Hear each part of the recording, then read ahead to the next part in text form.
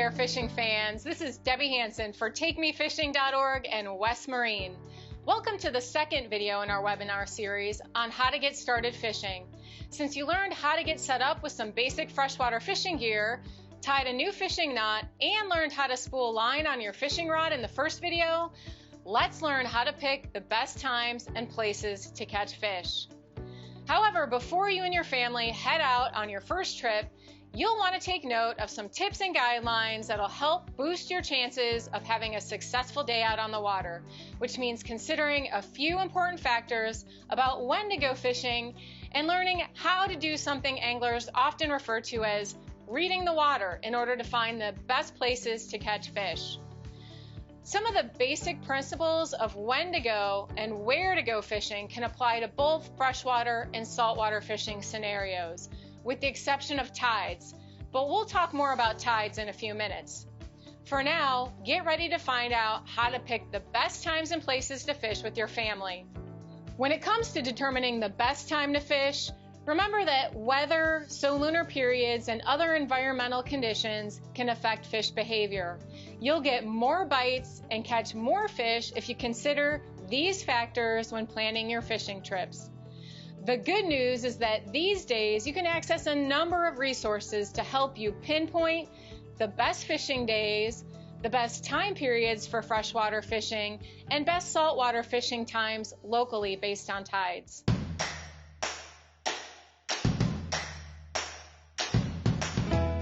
First, you're going to want to consider the time of year or the season of the year.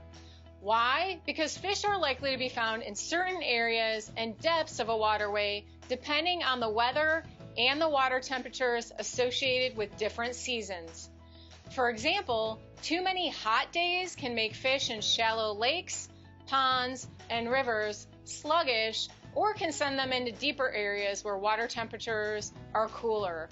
Extreme high temperatures can also reduce the amount of dissolved oxygen in the water, which contributes to fish being less active and more selective about when and what they eat. In the winter, when air temperatures drop, fish often become less active in extreme cold and go deep where water temperatures are more stable. Why do fish get less active or sluggish in these particular situations? That's because all fish are cold-blooded, meaning they can't keep their body temperature at a constant level, so the temperature of their surroundings is going to influence a fish's body temperature and bodily functions. To sum it up, when you're considering the best fishing times of the year or seasons of the year, a good starting point is to pick a time frame that doesn't include extreme high or low temperatures and weather conditions. Time periods of stable weather will generally present the best opportunities for you and your family to have a successful day of fishing.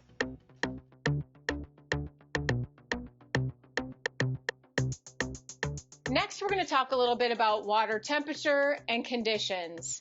If you want an accurate analysis of the water temperature and conditions, there are electronic fish finders and water temperature gauges that can make locating good fishing spots during different seasons of the year easier for you.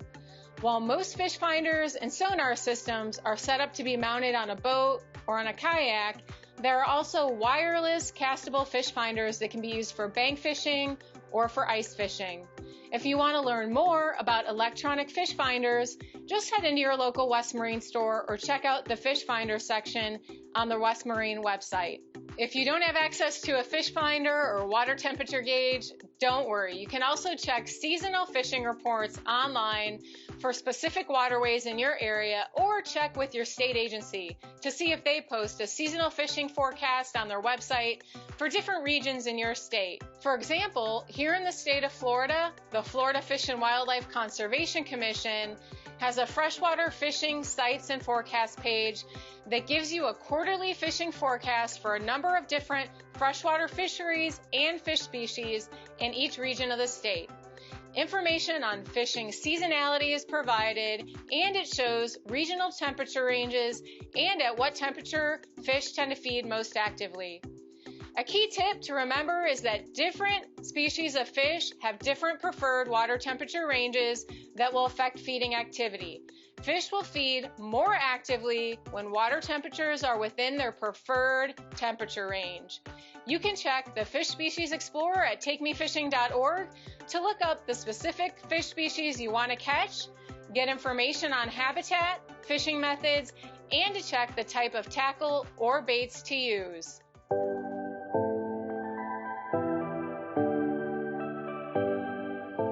Next, we're going to talk about day of the week. Now that you know how weather and seasons of the year can affect fishing conditions, let's learn how to choose a particular day of the week based on something called solunar theory. There are solunar fishing calendars available both in print and online, such as the Farmer's Almanac, which provide predictions on when there will be increases in fish activity based on the influence of the moon and the sun. The theory behind a solunar calendar is that fish tend to feed more actively during peak solunar periods when the gravitational force of the moon and the sun are the strongest.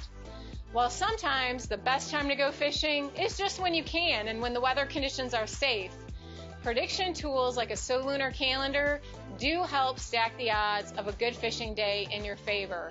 Overall, it's important to remember that good decisions about the best times to fish aren't based on a single theory, but rather on multiple factors, including weather and tides if you're planning to go saltwater fishing. A solunar calendar will generally rate each day of the month by average, good, better, best, and season's best based on the moon and sun data. A solunar calendar will also provide 2 major feeding periods and 2 minor feeding periods throughout the day, which leads us into how we narrow down our fishing plans to a particular time of day that's going to be best.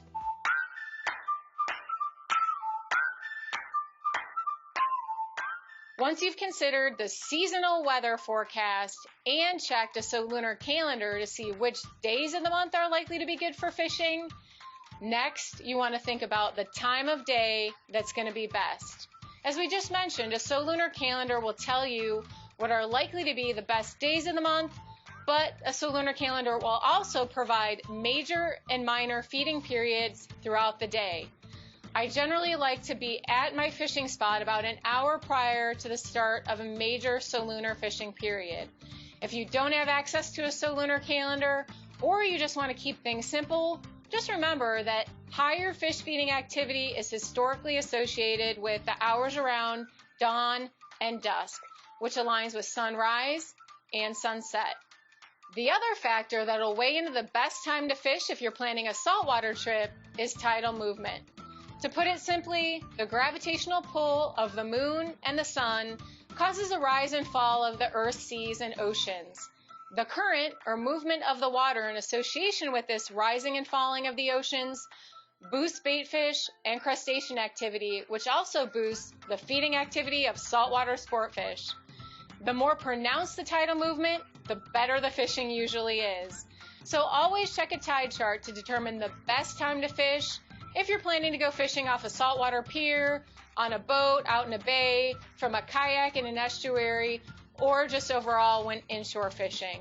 Check a local tide chart using an app or a printed tide table from a local tackle shop for the tide station location nearest to where you plan to fish. And then plan your fishing time based on when the incoming or outgoing tidal movement will be at a peak. If you're looking at a tide chart or a tide table, you want to fish during a period of the day when the tide is either rising or falling. Low tide and high tide, when the water movement is at a level of little to nothing, those periods are referred to as slack tides. At that point, it's best to go out and take a lunch break or just take a break overall because fish are less likely to bite due to a lack of current and fishing activity will slow way down. Now, if you're offshore fishing, you'll want to have knowledge of ocean currents more so than tides, but that's something we'll leave for another video at another time. We also talked about this in the first video, but don't forget that if you're taking the kids out for a day on the water, it's best to limit fishing trips to shorter time periods versus an entire day, and encourage the whole family to get involved in the planning process. That way, they'll learn more about the weather, the environment, and have fun along the way. All right, so to recap on how to determine the best time to fish, you're going to pick a day that doesn't involve extreme weather changes. You're going to check a solunar calendar to see which days around a new or full moon might mean that the fish are more actively feeding, while also weighing the weather into the equation. And if you're saltwater fishing, you'll check a local tide chart to see when the tide in your area is either rising or falling.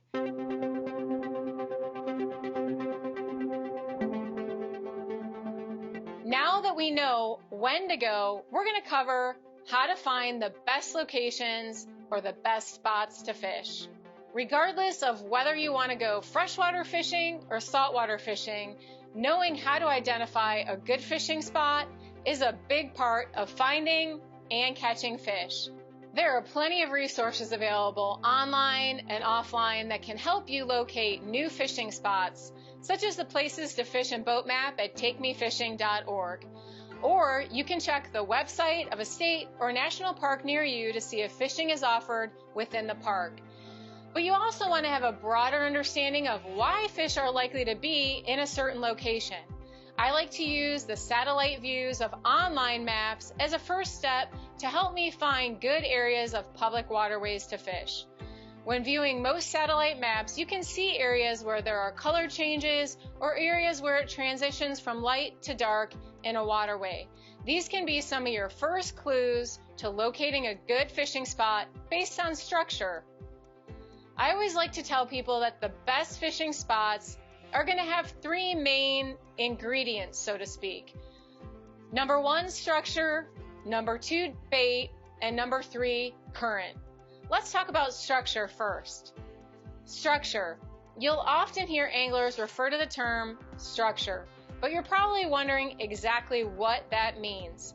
Structure includes the physical features of a waterway.